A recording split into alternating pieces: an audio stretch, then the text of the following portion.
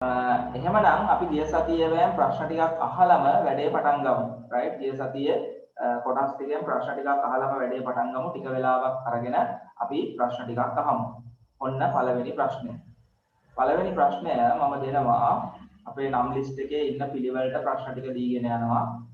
එතකොට පළවෙනි ප්‍රශ්නය මම දෙනවා දුමිනෙදුට. ලිස්ට් එකේ උඩින්ම ඉන්න දුමිනෙදුට දෙනවා පළවෙනි ප්‍රශ්නය. දුමිනෙදු මට කියන්න ශාක විවිධත්වය කියන්නේ මොකක්ද?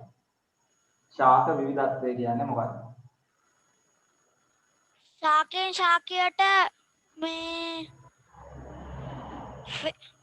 ශාකයට වෙනස් වීම. ඔව්. ඒ කියන්නේ එක් ශාකයක් තවත් ශාකයකින් වෙනස් වෙන එක. එක් ශාකයක් තවත් ශාකයකින් වෙනස් වෙන එක. ඔව්. ඒකට කියනවා ශාක විවිධත්වය කියලා. එක ශාකයක් තවත් ශාකයකින් වෙනස් වෙන එකට අපි කියනවා ශාක විවිධත්වය කියලා. ශාක ප්‍රධාන කොටස් දෙකයි සපුෂ්ප ශාක සහ අපුෂ්ප ශාක කියලා.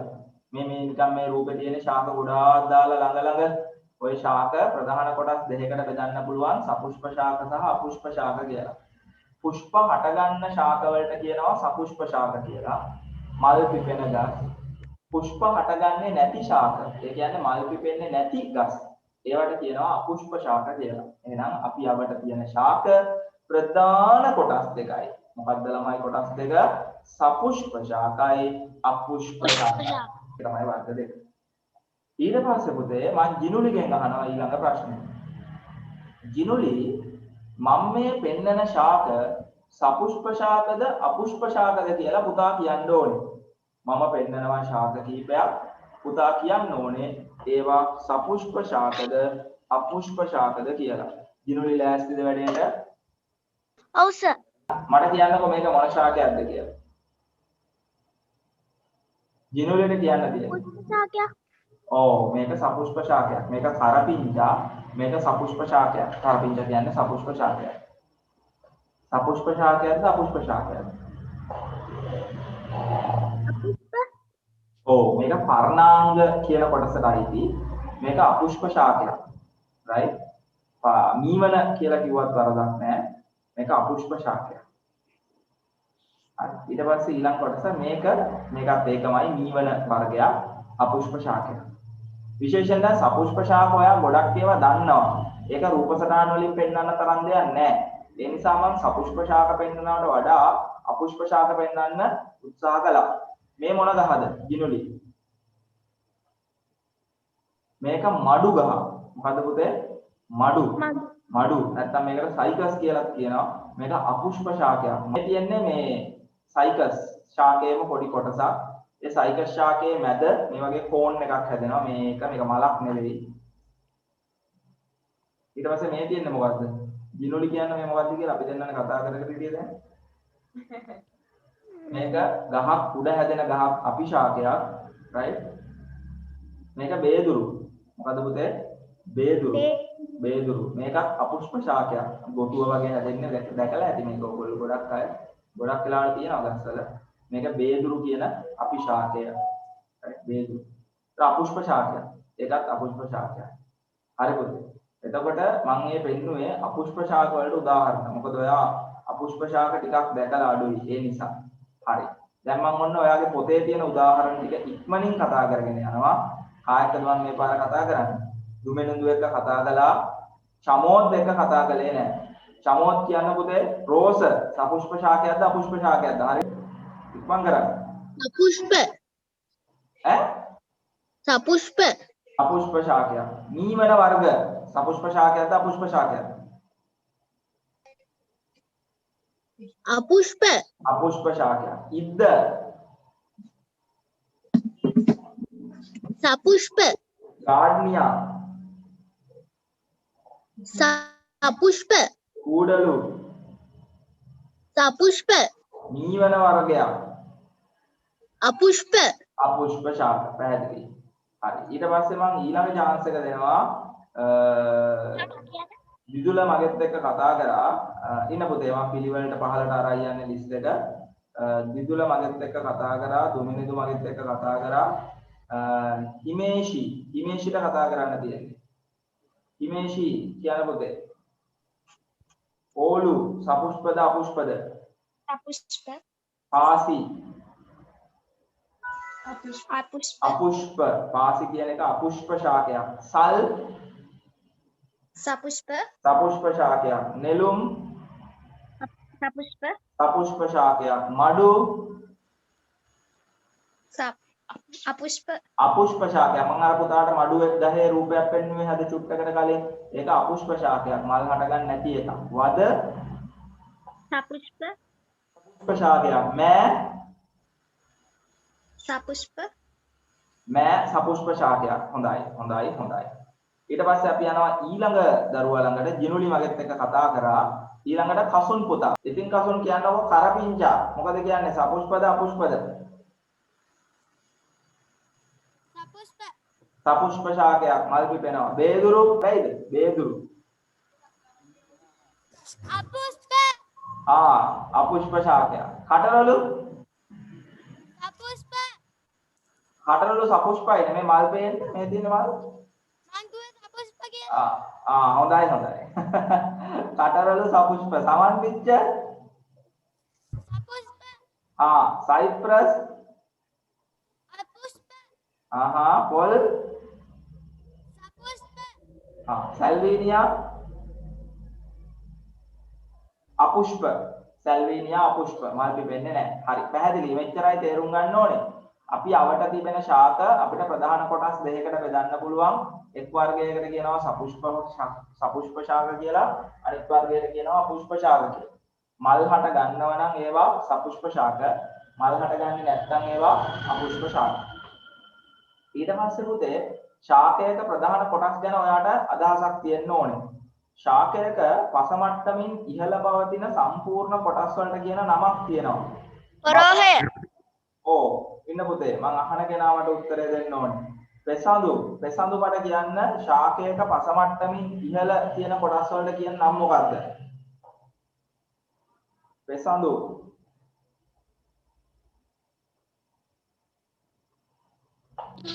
ප්‍රරෝහය ඒකට කියන්නේ ප්‍රරෝහ පද්ධතිය. ශාකයක පස මට්ටමින් ඉහළ තියෙන කොටස ප්‍රරෝහ පද්ධතිය. පස මට්ටමින් පහළ තියෙන කොටස මූල පද්ධතිය මූල පද්ධතිය ප්‍රධාන කොටස් දෙකයි. මුදුන් මුලක් සහ ඉන් හට ගන්නා පාර්ශ්වික මුල් තියෙන බව අපි දන්නවා. ඊළඟට ප්‍රරෝහ පද්ධතිය ගත්තාම ප්‍රරෝහ පද්ධතිය කියන්නේ පස මට්ටමින් ඉහළ පිහිටන කොටස. මොනවාද? කඳ, පත්‍ර, පුෂ්ප, ඵල, බීජ ඔය වගේ. ඊළඟට අග්‍රස්ථ අංකුරය, පාර්ශ්වික අංකුර ඔය වගේ දේවල්. ඕවා තමයි ශාකයක පස මට්ටමින් ඉහළ තියෙන දේවල්. ඒවට ප්‍රරෝහ පද්ධතිය කියලා අපි කියනවා. මට උත්තරය දෙන්න ඒත් පෙසඳුමයි. පෙසඳු මට කියන්න ශාක විවිධත්වය රඳාපවතින සාධක මොනවාද? මල් හා ඵල මල් වල විවිධත්වය, නැත්නම් පුෂ්ප වල විවිධත්වය, ඵල වල විවිධත්වය, තව කඳේ විවිධත්වය, මූල පද්ධතියේ විවිධත්වය. හොඳයි. මූල පද්ධතියේ විවිධත්වය, පුෂ්ප වල විවිධත්වය නේද? හොඳයි. පැහැදිලි. ඒවා තමයි විවිධත්වය රඳාපවතින සාධක. ඊට පස්සේ ශාක මුල් වල විවිධත්වය මං ඉවර වෙනකම්ම කතා කළාද? ඒ කියන්නේ මුදුන් මූල පද්ධති, තන්තු මූල පද්ධති කතා කරලා බොහෝ දුරට කතා කරන්නේ නැති නේද? මේ එක් මූල පද්ධති ඔක්කොම ඉවර කළේ නෑ සර්. ඔක්කොම ඉවර කරේ නෑනේ. හරි. මං එහෙනම් මෙහෙම කරන්නම්. අදට ඇති ප්‍රශ්න ඇහුවා. මම මූල පද්ධති වල විවිධත්වයෙන් විස්තර කරන්න පටන් ගන්නම්. ඒක හොඳයි කියලා හිතෙනවා. right? ඕන් අහගන්න විස්තරය. හොඳේ? හරි. දැන් අද පාඩමට එන්නම්. හොඳයි. ඔයගොල්ලෝ යම් තරම් වලින් හැමෝම පාඩම් කරලා තියෙනවා. අද ඒ උනාට හරියට ප්‍රශ්න ඇහුන්නේ නැහැ. ඔයිට වඩා හොඳින් ප්‍රශ්න ටික ඉක්මනින් අහගෙන යන්න ඕනේ. එතකොට පුතේ ආයි පාරක් මතක් කරන්නේ අපේ පන්තියේ හැමදාම මුල් මිනිත්තු 30 ගත කරන්නේ පසුගිය සතියෙන් ප්‍රශ්න අහන්න. එතකොට ඔයා පසුගිය සතිය අනිවාර්යයෙන්ම හොඳට පාඩම් කරලා තමයි පන්තියට එන්න ඕනේ. එහෙනම් අපි වැඩේ පටන් ගමු. හරි. අද පාඩම අහගන්න විස්තරය. පුතේ අපි ගිය සතියේ කතා කළේ පාඩමේ මාතෘකාව ශාක විවිධත්වය. එතකොට ශාක විවිධත්වය කියන්නේ එක ගහක් තවත් ගහකින් වෙනස් වෙන එක. right? එක ගහක් තවත් ගහකින් වෙනස් වෙන එක. ඒක තමයි ශාක විවිධත්වය කියන්නේ.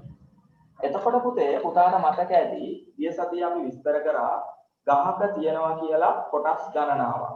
එතකොට එක ගහක් තවත් ගහකින් වෙනස් වෙන්නේ ඒ කොටස් වෙනස් වෙන නිසා කියලා අපි ගිය සතියේ කතා කළා. right?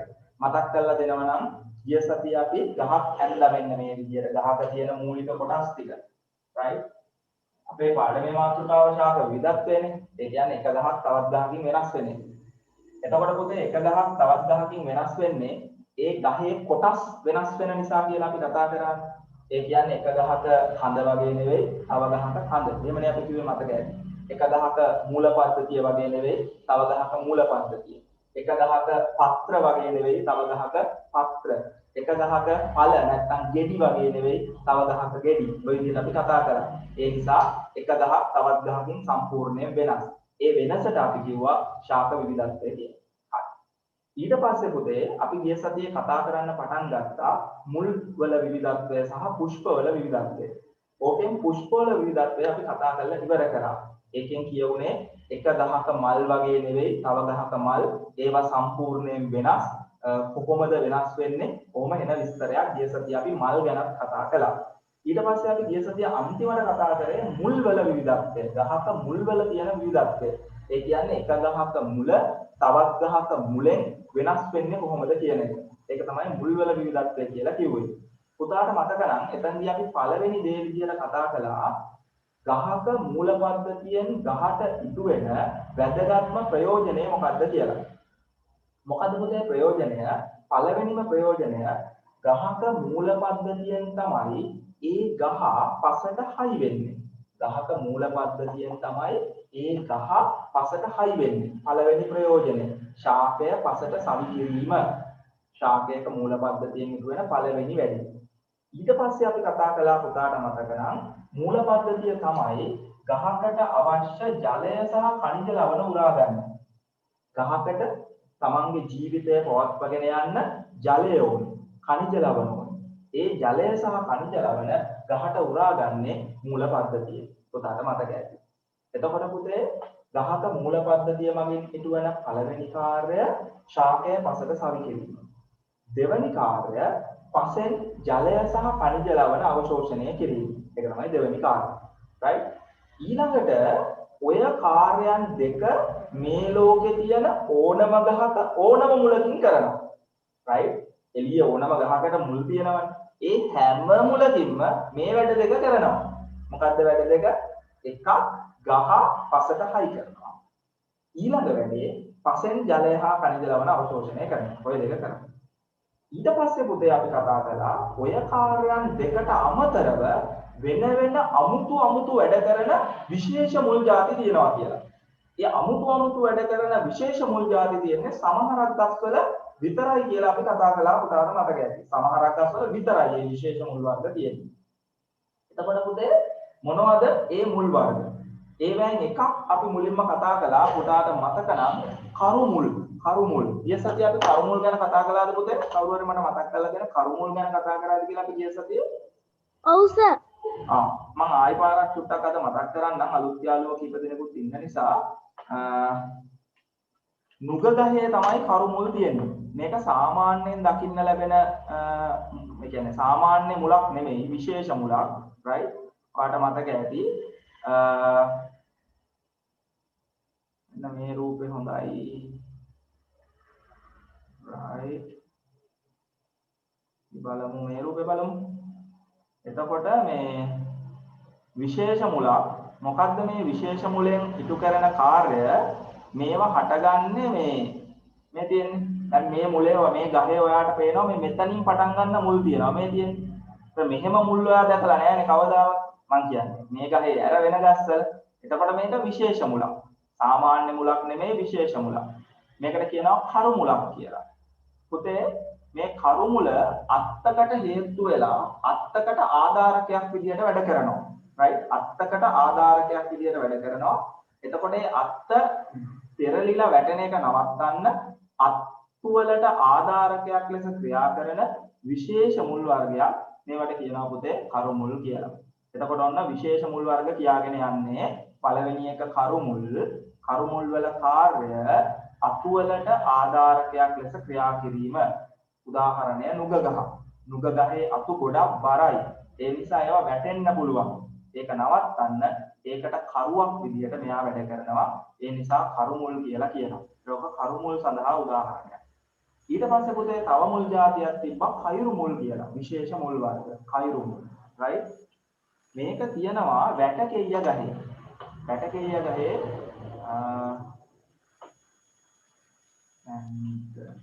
වැටකෙయ్య ගහේ තියෙනවා කයිරු මුල්. right? මම පෙන්වන්න උත්සාහ කරන්නම්. මෙන්න මේ රූපේ හොඳ වෙයි කියලා හිතෙනවා. right? මේකේ අපිට කයිරු මුල් බරා ගන්න පුළුවන්. මේ තියෙන්නේ මෙන්න මේක පුතේ. දැන් මේකේ මෙන්න මේ මුල් ටික.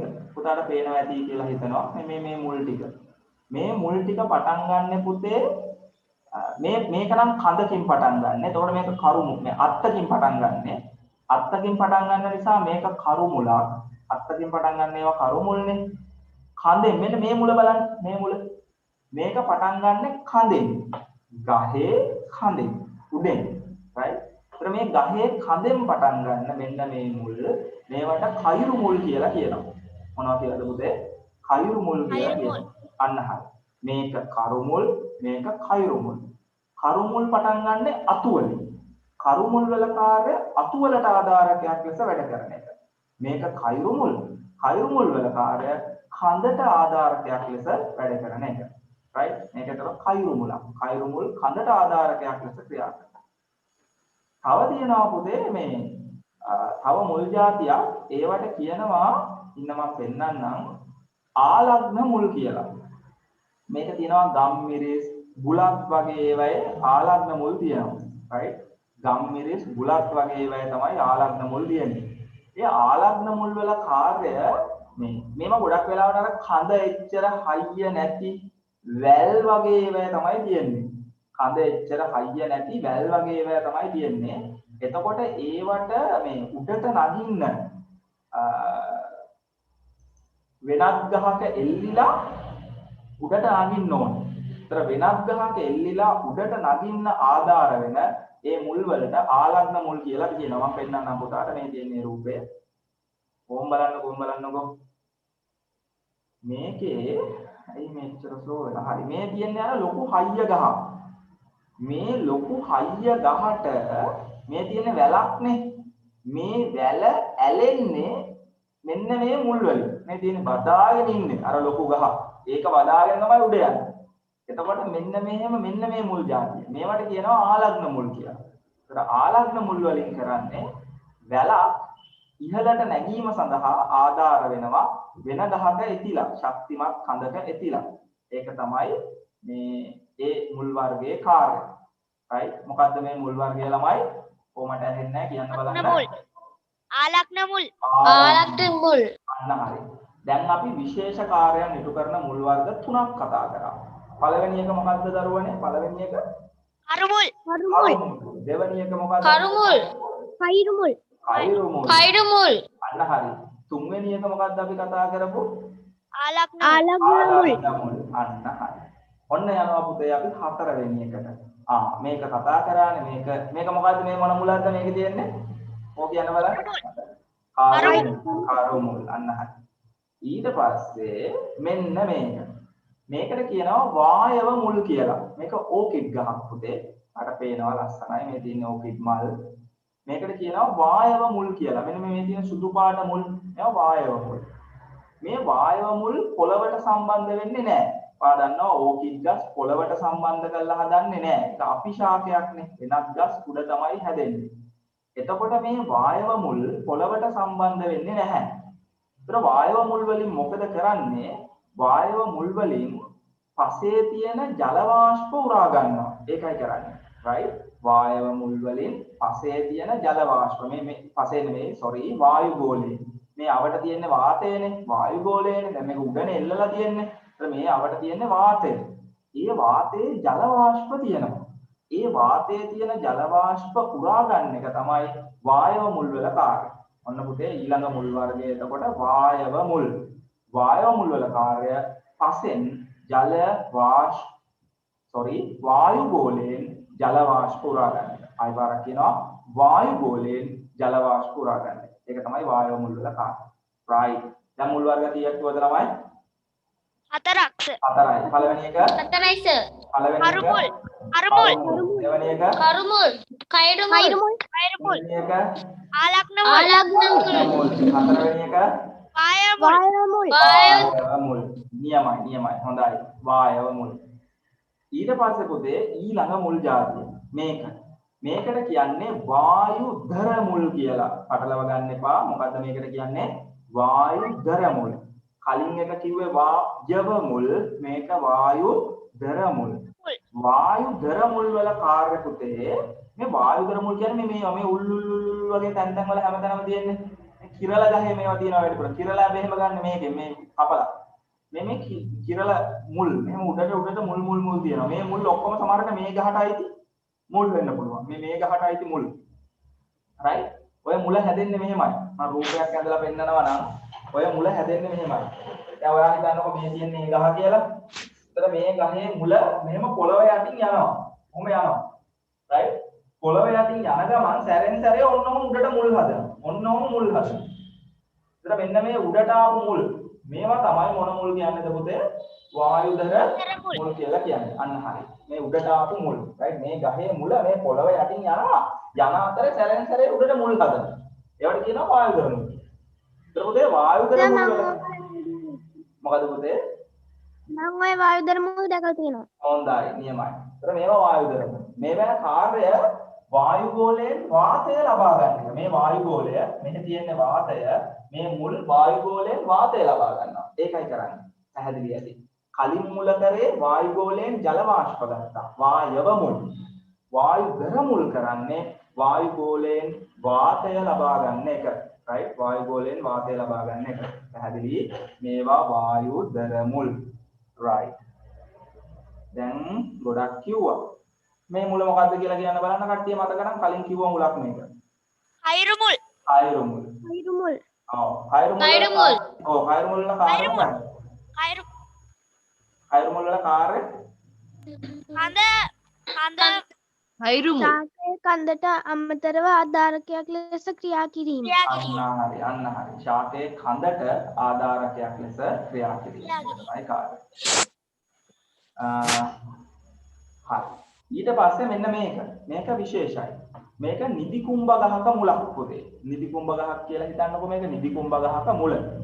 නිදි කුඹ ගහක් පරිස්සමට ගලවලා ගත්තාම නිදි කුඹ ගහේ මූල පද්ධතියේ මෙන්න මේ වගේ ගැට තියෙනවා ඔයාට පේනවා. මේ තියෙන මේ ගැට වගේ. මේ ගැට අපි කියනවා මේකේ සුත්‍ර ජීවියෙක් වාසය කරනවා. මූල ගැටි කියලා මේවට කියනවා. මේ මූල ගැටි වල සුත්‍ර ජීවියෙක් ජීවත් වෙනවා. පුතේ සුත්‍ර ජීවියෙක් ජීවත් වෙනවා. ඒ සුත්‍ර ජීවියා right? ඒ සුත්‍ර ජීවියා කරන වැඩේ තමයි පසසාරවත් කරන්නේ. කොහොමද දන්නවද පසසාරවත් කරන්නේ? මේ වායුගෝලයේ තියෙනවා පුතේ වැඩිපුර තියෙන වායුවක් නයිට්‍රජන් කියලා. වායුගෝලය කියන්නේ මේ අවට මේ මෙහෙම ඇල්ලුවාම ඔයාගේ අතේ වදිනවද මොනවා හරි? වදිනවද? කියන්නකො. වදිනවද මෙහෙම කරනකොට මොනවා හරි? නෑ මගේ වදිනවනේ. බලන්න ඔයාට වදින්නේ නැද්ද කියලා මට දැන් සීතලක් වගේ දැනෙනවා මෙහෙම කරනකොට. වදිනවද? නැද්ද? මං කියන්නේ තේරෙන්නේ නැහැ එහෙම ඩෝංගාලා වදින්නේ නැහැ. ඒ උනාට නිකන් මොකද්ද තේරෙන්නේ නැද්ද මොනවද තියෙනවා කියලා මෙහෙම කරනකොට. දැන් සර්. ඔව් මට නම් තේරෙනවා. ඔව් වාතය. ඒකට කියන්නේ වාතය කියලා. මේ අවට එහෙම එකක් තියෙනවා. අන්න හරි. ඔය තියෙන්නේ වාතය. එතකොට පුතේ ඔය වාතයේ තියෙනවා නයිට්‍රජන් කියලා වායුවක්. right? නයිට්‍රජන් කියලා වායුවක්. ඒ නයිට්‍රජන් කියන වායුව පසට එකතු කරාම පස සාරවත් වෙනවා. ඒක නිකන් එකතු වෙන්න බෑ. කවුරු හරි එකතු කරන්න ඕනේ. right? කවුද එකතු කරන්නේ? මෙන්න මේ ගහේ මුල ඇතුලේ ඉන්නවා බැක්ටීරියා වර්ගයක්. සුත්‍ර ජීවියෙක් බැක්ටීරියා කියන්නේ. ඒ සුත්‍ර ජීවියට ඒ බැක්ටීරියායකට පුළුවන් වායුගෝලයේ තියෙන නයිට්‍රජන් වායුව පසට එකතු කරන්න. ඒකෙන් පස සාරවත් වෙනවා. right? ඒතකොට මේකත් විශේෂ මුලක්. අමුතු වැඩක් කරන විශේෂ මුලක්. මොකක්ද අමුතු වැඩේ? වායුගෝලයේ තියෙන නයිට්‍රජන් පසට එකතු කර පස සාරවත් කිරීම. අපි මේකට කියනවා එතකොට මූල ගැටිති සහිත මූල පද්ධතියක් කියලා. ප්‍රශ්න පොත තියනවා නේද ළඟ?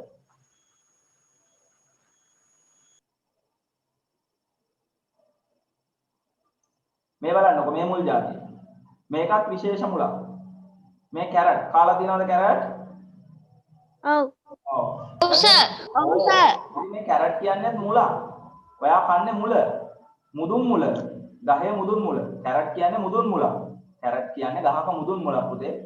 එතකොට මේ කැරට් ගහ මුදුන් මුලේ ආහාර තැන්පත් කරනවා. ආහාර තැන්පත් කරාම මුදුන් මුල මේ විදියට මහත් වෙනවා.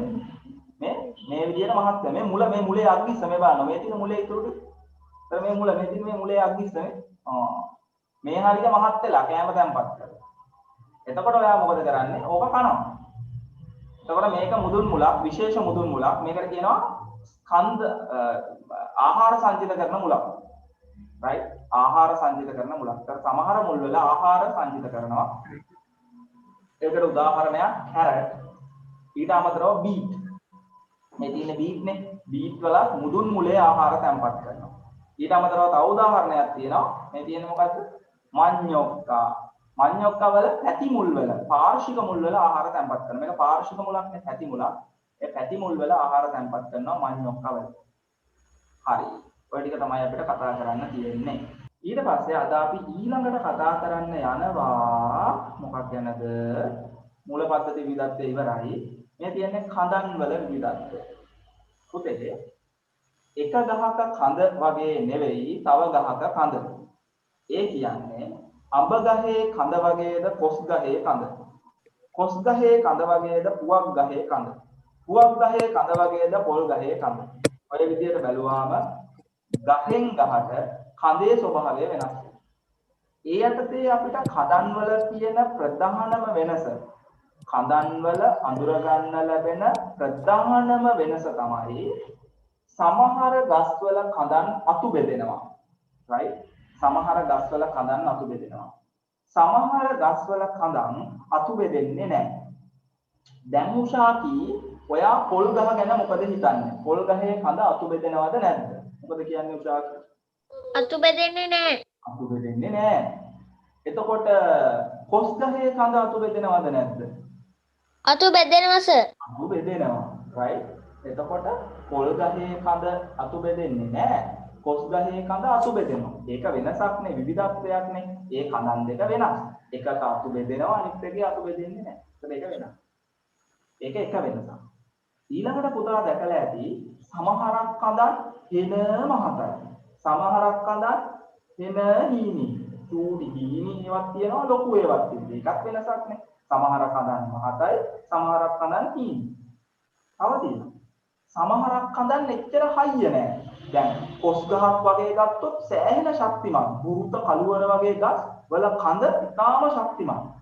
කූඩලු ගහ, සමහර වැල් වර්ග ඒවා ගත්තාම කඳ එච්චර හයිය නෑ. ඒකත් වෙනසක් නේ. සමහර කඳන් ඉතා ශක්තිමත්, සමහර කඳන් ශක්තිමත් නෑ. වෙනසක්. ඊට පස්සේ පුතේ තව වෙනසක් කියද හැකි සාමාන්‍යයෙන් ගහක කඳ හැදෙන්නේ පස මට්ටමින් ඉහළ. දැන් මේ ගහේ කඳ ගන්නකො මේ තියෙන්නේ පසනේ. ගහේ කඳ තියෙන්නේ පස මට්ටමින් ඉහළ. පස මට්ටමින් ඉහළ. කලාතුරකින් සමහර කඳන් තියෙනවා පස මට්ටමින් පහළ. කඳ පොළව යට. කඳ හැදෙන්නේ පස මට්ටමින් පහළ. ඒවට විශේෂ නමකුත් තියෙනවා. භූගත කඳ. මොකද දරුවනේ නම කොහොමද ඇහෙන්නේ? භූගත කඳ. භූගත කඳ. හරි. පස මට්ටමින් පහළ පිහිටන කඳන් වලට අපි භූගත කඳන් කියලා කියනවා. ඒක භූගත කඳන් කියන්නේ පුතේ පස මට්ටමින් පහළ පිහිටන කඳන්.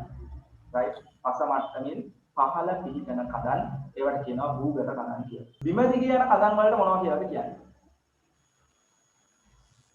දාවක කියලා කියනවා. මුදු පියලේ දැකලා තියෙනවද? මුදු පියලේ දැකලා තියෙන අත උස්සන දන්නවනේ zoom එකේ. දන්නවද? දන්නවනේ? ඔව් 1000 කොන්න එක්කෙනෙක් අත ඉස්සුවා එක විදිහකට මුදු පියලිය එහෙම දැකලා යන්නේ. මුදු පියලිය පොළව දිගේ දුවනවනේ. ඒ පොළව දිගේ දුවන ඒවාට දාවක කඳන් කියලා කියනවා. පොළව දිගේ දුවන කඳන් දාවක කඳන් කියලා කියනවා. ඒක එක විදිහක්. මම ප්‍රශ්නය අහනවා උෂාකිගෙන්. මේ පාරේ යටින් පටන් ගමු. උෂාකි මොකද්ද භූගත කඳක් කියන්නේ? සාමාන්‍යයෙන් කඳ පසෙන් ඉහළට වර්ධනය වන නමුත් පස තුල පිහිටන කඳන්ද ඇත. ඒවා භූගත කඳන් ලෙස හැඳින්වේ. ඔව් පුතේ උත්තරේ හදලා ලියවනම් හොඳයි මෙන්න මෙහෙම. පස තුල පිහිටන කඳන් එච්චරයි ඕනේ. පස තුල පිහිටන කඳන් භූගත කඳන් ලෙස හැඳින්වේ. පස තුල පිහිටන කඳන් භූගත කඳන් ලෙස හැඳින්වේ. ඒ තමයි උත්තරය. පස තුල පිහිටන කඳන් භූගත කඳන් ලෙස හැඳින්වේ.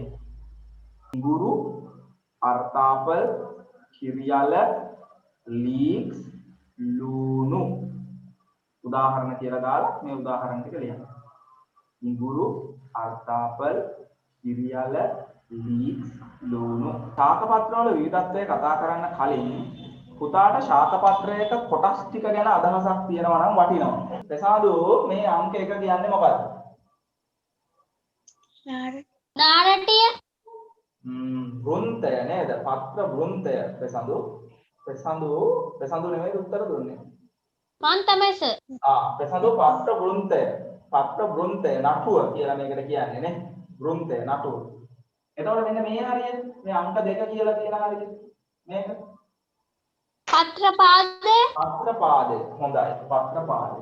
එතකොට මෙන්න මේක මේ අයින ඒකට මොකක්ද කියන්නේ? අංක 3.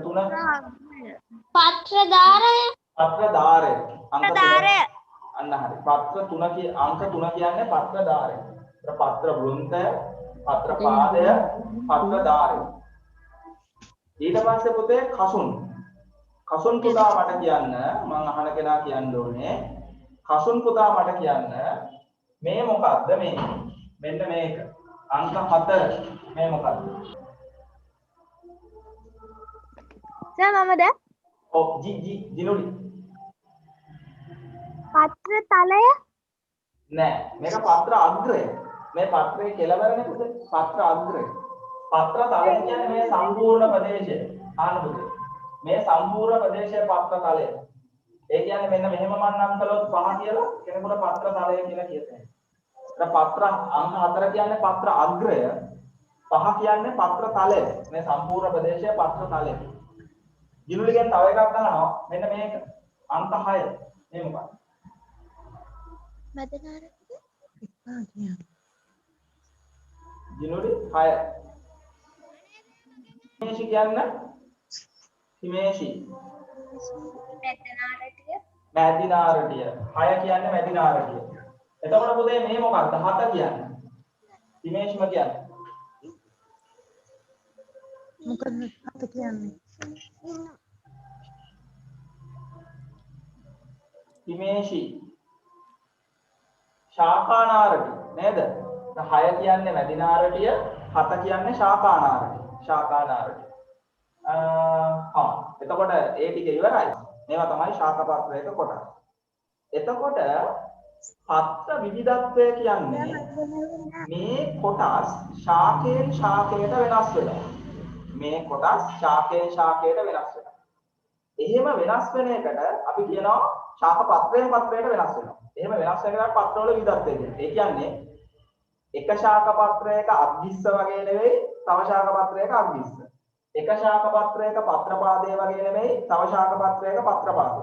එක ශාකපත්‍රයක පත්‍ර ධාරය වගේ නෙවෙයි තව ශාකපත්‍රයක පත්‍ර ධාරය. ඔයා දැකලා ඇති. සමහර පත්‍ර ධාර කෙලින් තියෙනවා. සමහර ඒවා මේවා රවුන්ඩ් තියෙනවා. සමහර ඒවා දැටි තියෙනවා. එක එක විදිහට. ඒත් මෙන්න මේ කියන කොටස් පත්‍රයෙන් පත්‍රයට වෙනස් වෙන නිසා එක පත්‍රයක් තවත් පත්‍රයකින් වෙනස් වෙනවා. ඒ වෙනසට පත්‍ර විවිධත්වය කියලා කියනවා. ඊළඟ කාරණාව පුතේ ශාකපත්‍රයක දැන් මෙතන මෙච්චර වෙලා හැමතිස්සෙම අපි හැම ශාක කොටසකම කාර්යයක් කතා කරානේ. කඳක කාර්ය කතා කළා, මලක කාර්ය කතා කළා, මුලක කාර්ය කතා කළා. ඒ වගේ ශාකපත්‍රයක කාර්ය ප්‍රසිද්ධයි. ඔයගොල්ලෝ දන්නවා හොඳටම පොඩි කාර්යයක් ඉගෙනගෙන තියෙනවා. මොකක්ද ශාකපත්‍රයක කාර්ය? 6 වසරේදීත් ඉගෙනගෙන තියෙනවා. මොකක්ද කාර්ය? ප්‍රභා සංශ්ලේෂණය. අපි දන්නවා ශාකපත්‍රයකට ඉරාවුව වැටෙනකොට එයාට ආහාර නිෂ්පාදනය කරගන්න පුළුවන්. එහෙම ආහාර නිෂ්පාදනය කරන එකට අපි කියනවා ප්‍රභා සංශ්ලේෂණය කියලා. එහෙනම් ශාකවලට ප්‍රභා සංශ්ලේෂණය කරන්න පුළුවන්. ශාකපත්‍ර වලට ප්‍රභා සංශ්ලේෂණය කරලා ආහාර නිපදව ගන්න පුළුවන්. ඒක තමයි ශාකපත්‍රයක ප්‍රධාන කාර්යය. ඊට අමතරව ඒ ප්‍රභා සංශ්ලේෂණය කරන්න ඉරාවුව ඕනේ. ඒ නිසා ශාකපත්‍රයක ඉරාවුව ලබා ගැනීමක් කාර්යයක්. ඒතර ශාකපත්‍රයක ප්‍රධාන කාර්යය ප්‍රභා සංශ්ලේෂණය කිරීම සඳහා සූර්යාලෝකය ලබා ගැනීම කියලා කියන්න පුළුවන්. ඒ නිසා ශාකපත්‍ර පළල් ගොඩක් ගස්වල ශාකපත්‍ර පළල් තුනී තුනී සහ පළල්. එහෙම වෙලා තියෙන්නේ ඉරාවුව ගොඩාක් ගන්න. ඔයා දන්නවද ගහක සාමාන්‍යයෙන් පත්‍ර පිළිදනකොට කොයිම වෙලාවකවත් එක පත්‍රයක් තවත් පත්‍රයකින් වැහෙන්න පිළිදන්නේ නැහැ. එක උඩේක මෙහෙම තියෙන්නේ නැහැ. චුට්ටක් කොහොම කරකැවෙනවා. එතකොට කොළ දෙකටම ඉරාවුව වැටෙනවා හොඳට. ඇයි ප්‍රවාහ සංශ්ලේෂණය කරන්නේ? ඒ නිසා ශාකපත්‍ර හැඩ ගැහිලා තියෙනවා උපරිම විදියට ඉරාවුව ගන්න. මොකද ඉරාවුව ගත්තොත් තමයි එයාට එයාගේ වැඩේ කරන්න පුළුවන්. මොකද්ද එයාගේ වැඩේ පුතේ? ප්‍රවාහ සංශ්ලේෂණයෙන් ආහාර නිපදවන්නේ. පැහැදිලිද කියලා හිතනවා. තව විවිධත්වයක් තියෙනවා ශාකපත්‍ර ගැන කතා කරන්න නාරටිවල. මොකක්ද දන්නවද? සමහරක් ශාකපත්‍රවල නාරට කියන්නේ මැද නාරටියට සමාන්තරව. මැදි නාරටියක් තියෙනවනේ ශාකපත්‍රයක මැදි නාරටියක්. එතකොට මේක මැදි නාරටිය කියලා හිතුවොත් ඉතුරු නාරටි ටික මේ මැදි නාරටියට සමාන්තරව ඕන්න ඔහොම. ඉතුරු නාරටි ටික මැදි නාරටියට සමාන්තරව ඔහොම තියෙනවා නම් මේකට කියනවා සමාන්තර නාරටි වින්‍යාසයක් කියලා. තව සමහර ශාකපත්‍ර තියෙනවා පැටවුනේ. ඒකේ නාරටි ටික තියෙන්නේ දැලක් වගේ. ඒ කියන්නේ ප්‍රධාන නාරටියෙන් දෙපැත්තට බෙදෙන්නේ. මේ මැදි නාරටියෙන් දෙපැත්තට බෙදෙන්නේ. බෙදි දැලක් වගේ හැම තැනම යනවා. මෙහෙම දැලක් වගේ හැම තැනම යනවා.